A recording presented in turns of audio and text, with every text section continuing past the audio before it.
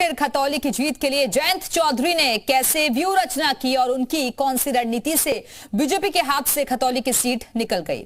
Graphics के जरिए हम आपको जानकारी दे रहे हैं। दरअसल उपचुनाव में जयंत ने 2012 वाला फॉर्मूला अपनाया। जयंत ने दलित वोटों के लिए चंद्रशेखर आजाद का साथ लिया तो मुस्लिम वोटों के लिए अखिलेश यादव का सहारा लिया।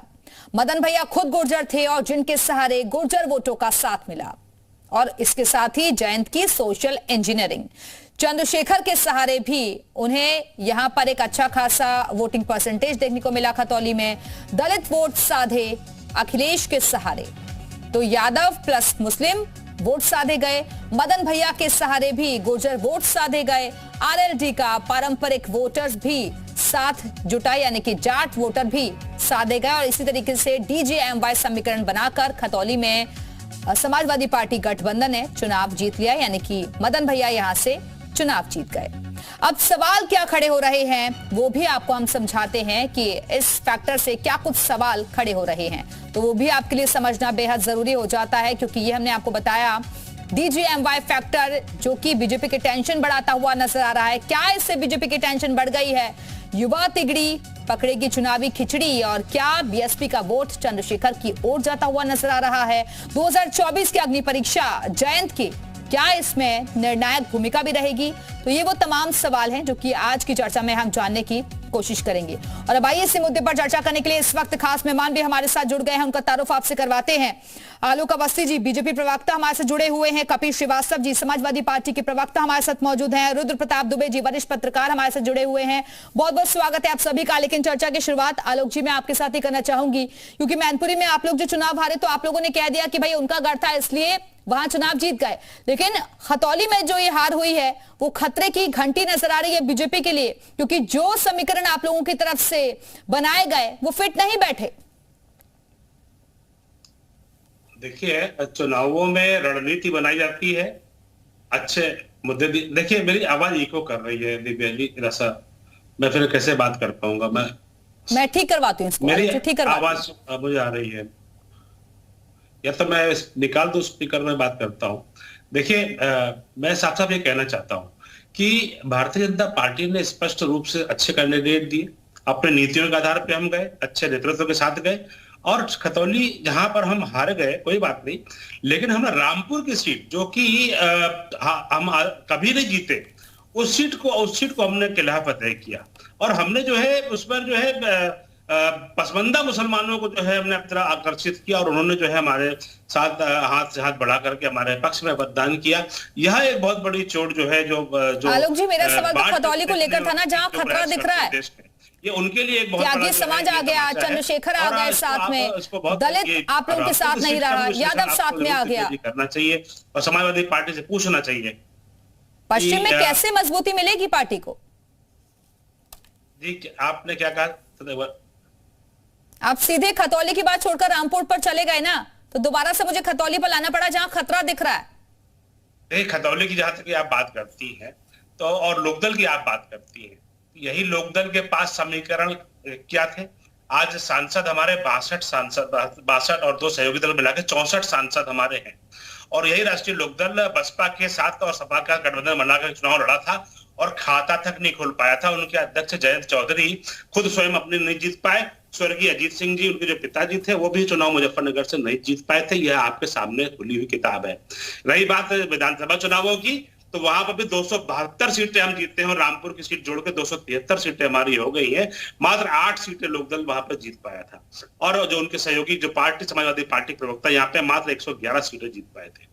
जहां तक कि आप जिला पंचायत के चुनावों को लेंगे तो 70 सीटें हमने जीती है, 5 सीटों पे मात्र समाजवादी पार्टी जीत पाई है। और अगर आप स्थानीय निकाय में नगर निगम को लेंगे तो 16 नगर निगम के अंदर 14 नगर निगम के अंदर मेयर जो है भारतीय जनता पार्टी का है और 2 सीटों पर बसपा का, समाजवादी पार्टी है तो खाता भी नहीं खुल पाया है। आलोक जी, तो मात्र एक सीट आलोक जी बीजेपी प्रदेश अध्यक्ष आपके जाट, क्षेत्रीय अध्यक्ष आपके जाट और स्थानीय सांसद भी आपके जाट, फिर भी ये हार इतनी आसानी से आप लोग नहीं ले सकते। 2024 भी सामने है, उससे पहले निकाय चुनाव भी है और ये जो तिगड़ी अब साथ नजर आ रही है ये मुश्किलें बढ़ा सकती है आप लोगों के लिए।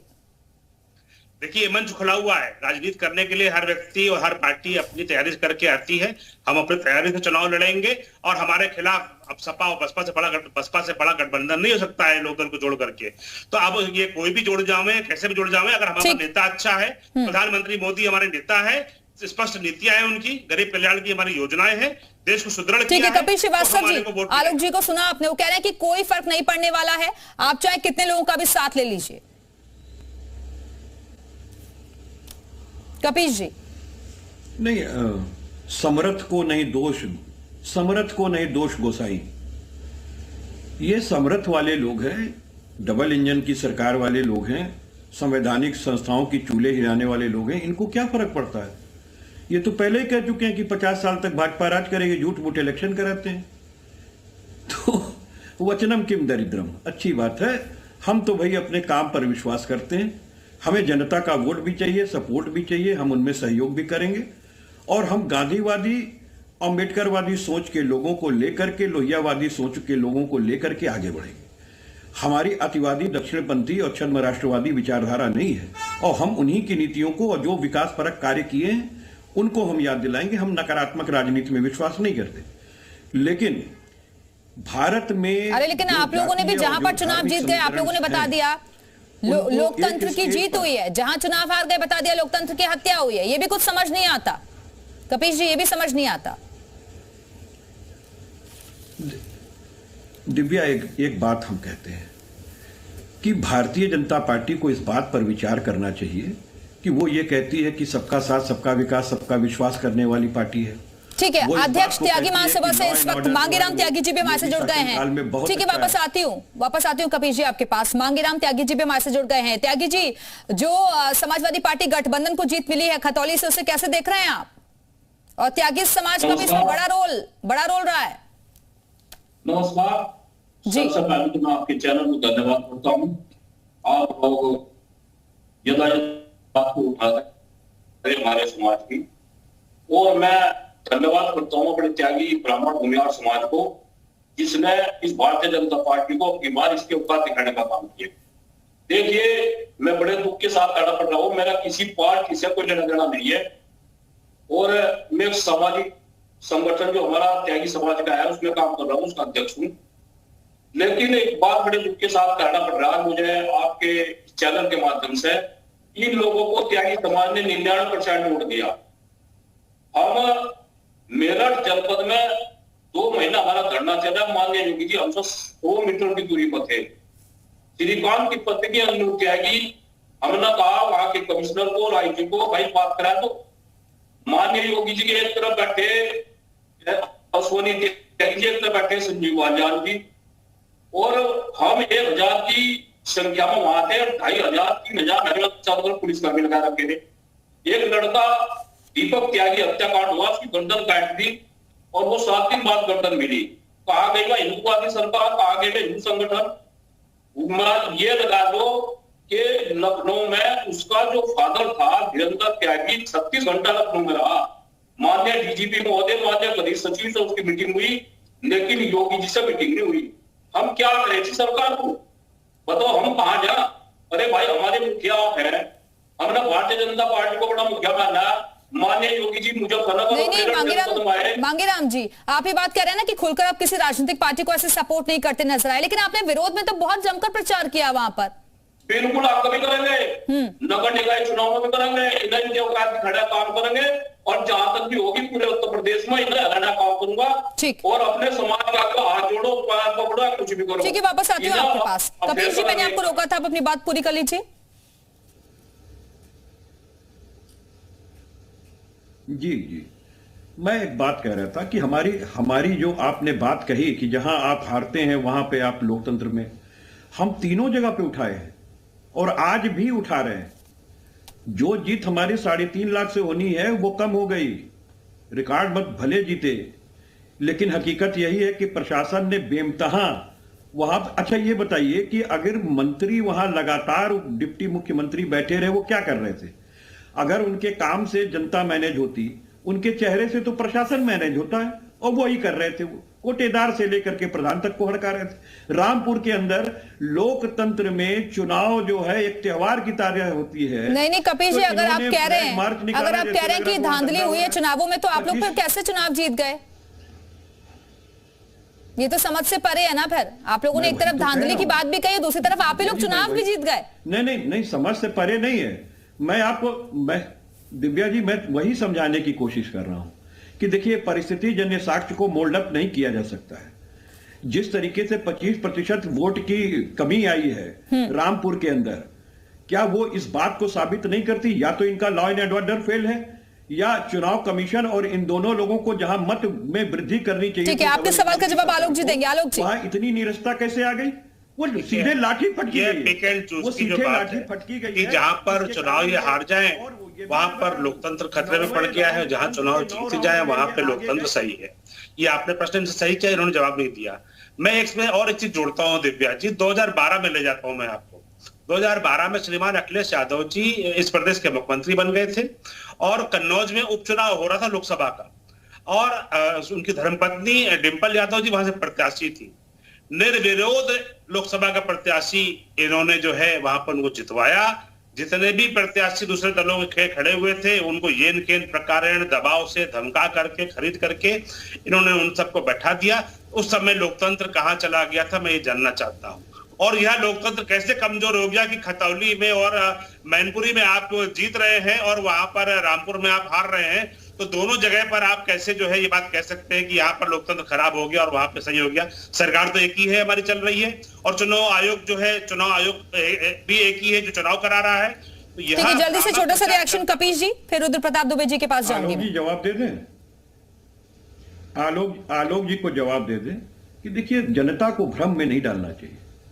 2012 के अंदर कन्नौज के अंदर कहीं कोई ऐसी स्थिति नहीं थी और आपने कोई सक्षम कंप्लेंट भी नहीं की थी। चुनाव आयोग को तो आप ही खुद कहते हैं कि एक नंबर का सही है, जबकि भले सुप्रीम कोर्ट आपके समय में उस कह रहा हो कि यस मैन की नियुक्ति कैसे होती है। प्रश्न कपिल श्रीवास्तव या विपक्षी दलों का नहीं है, ये तो सुप्रीम कोर्ट का कि 8 घंटे के अंदर चपरासी की नियुक्ति नहीं होती है। ठीक है, टॉपिक पर रहते हैं, समीकरण पे ही बात कर रहे हैं ना। आज टॉपिक पर रहते हैं। दुबे जी अब मैं आपके पास आती हूँ। ये जो डीजे-एमवाई फैक्टर नजर आ रहा है, क्या वाकई में खतौली में जो हार हुई है बीजेपी की, उसने टेंशन बढ़ा दी है?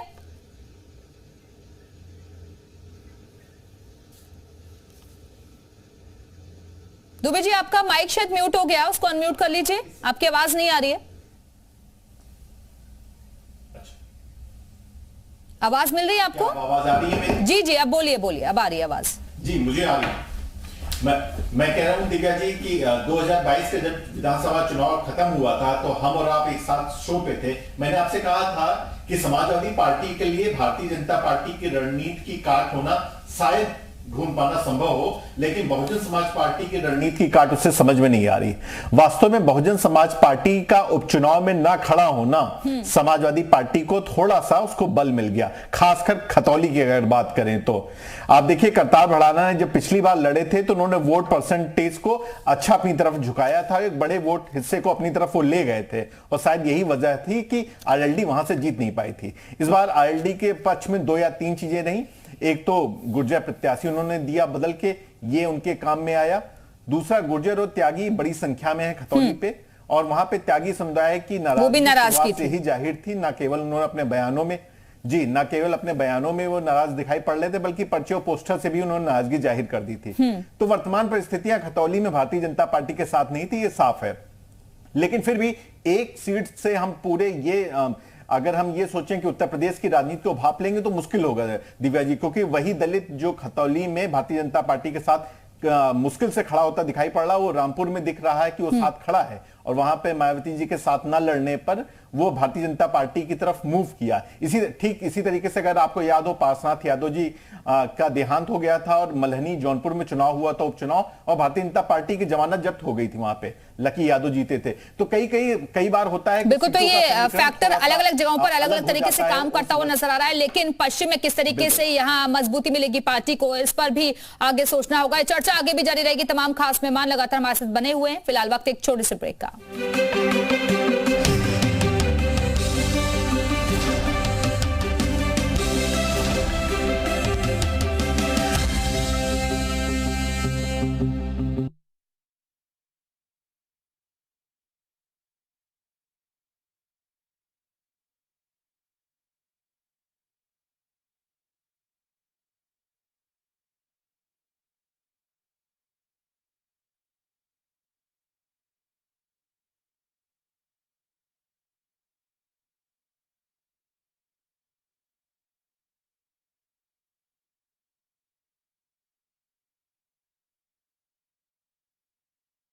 खतौली में जो ये हार हुई है वो खतरे की घंटी नजर आ रही है बीजेपी के लिए, क्योंकि जो समीकरण आप लोगों की तरफ से बनाए गए वो फिट नहीं बैठे।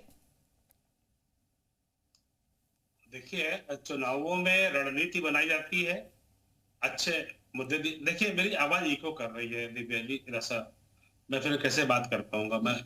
मैं ठीक करवाती हूँ, मेरी ठीक आवाज मुझे आ रही है, या तो मैं निकाल दूं स्पीकर में बात करता हूं। देखिए, मैं साफ साफ ये कहना चाहता हूं कि भारतीय जनता पार्टी ने स्पष्ट रूप से अच्छे कैंडिडेट दिए, अपने नीतियों के आधार पे हम गए, अच्छे नेतृत्व के साथ गए। और खतौली जहां पर हम हार गए कोई बात नहीं, लेकिन हमने रामपुर की सीट जो कि हम कभी नहीं जीते, उस सीट को हमने किला फतेह किया। और हमने जो है उस पर जो है पसमंदा मुसलमानों को जो है हमने अपनी तरह आकर्षित किया, और उन्होंने जो है हमारे साथ हाथ से हाथ बढ़ा करके हमारे पक्ष में मतदान किया। यह एक बहुत बड़ी चोट जो है जो आलोक जी, मेरा सवाल तो खतौली को लेकर था ना, जहां खतरा दिख रहा है। ये उनके लिए एक बहुत बड़ा समाज आ गया, चंद्रशेखर आ गए साथ में, दलित आप लोगों के साथ नहीं रहा, यादव साथ में आ गया। करना चाहिए और समाजवादी पार्टी से पूछना चाहिए पश्चिम में कैसे मजबूती मिलेगी पार्टी को।